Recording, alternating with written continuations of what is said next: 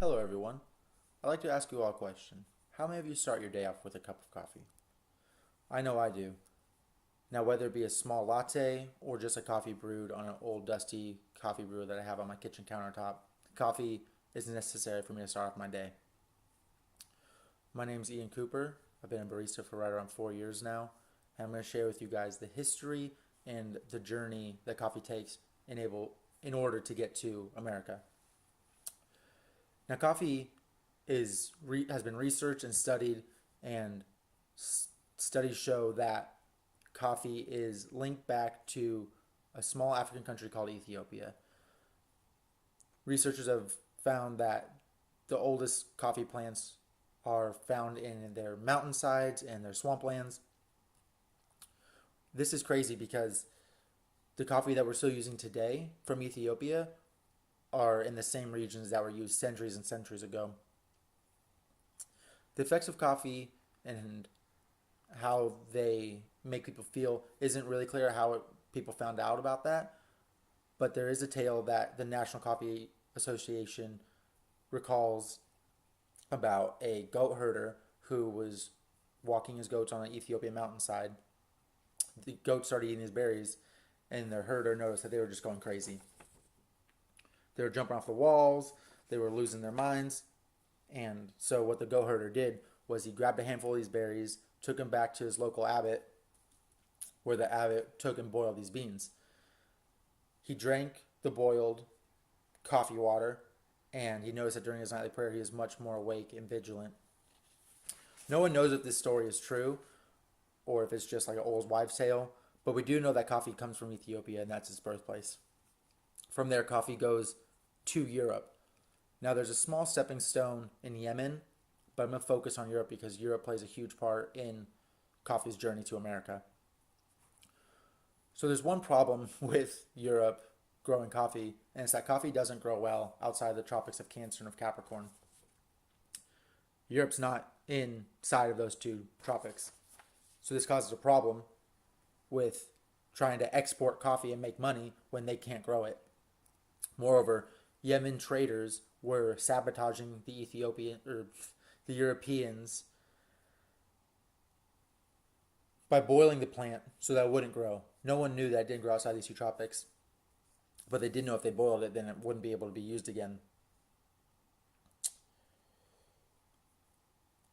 Giorgio Milos from the Atlantic magazine states that the Dutch were actually the ones to grow coffee, but they did it in one of their territories called Java, specifically a place called Indonesia. This small, insignificant event actually turned out to be huge because previously it was thought that only specific people could grow it. Now they realize that anybody could grow it. It just had to be in the right area.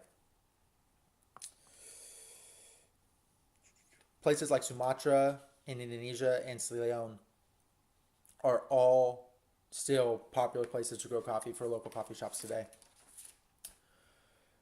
Now, it's actually the French that brought coffee to America. They brought it to the Caribbean. And pretty much from there, coffee exploded in every direction. And everybody was trying to get their hands on it. The Portuguese actually brought coffee to Brazil. And this is huge because Brazil is one of the leading exports in coffee today. Any coffee shop you go into will have a Brazilian coffee, most likely. Tori Avery from PBS actually states that coffee wasn't all that popular in the United States. People were drinking tea, and that was a preferred drink until the Boston Tea Party of 1773. After this, Americans felt like it was their patriotic duty to switch over to coffee, and coffee explodes from there. Moreover, during the Civil War, soldiers found that a cup of coffee made it easier to endure the long, hard nights and the poor conditions, and they were much more awake and aware when they were fighting. Coffee continues to expand in America, which leads to a push in the 1960s for specialty coffee. Specialty coffee is making beautiful handcrafted drinks individually instead of mass brewed diner coffees that just people were getting over. They weren't enjoying it as much. And this push in specialty coffee leads to the first Starbucks, which opens in Seattle, Washington in 1971. This is huge because Starbucks is crazy popular in almost every part of the world. So the journey from Ethiopia to Yemen to Europe to Central America to finally America.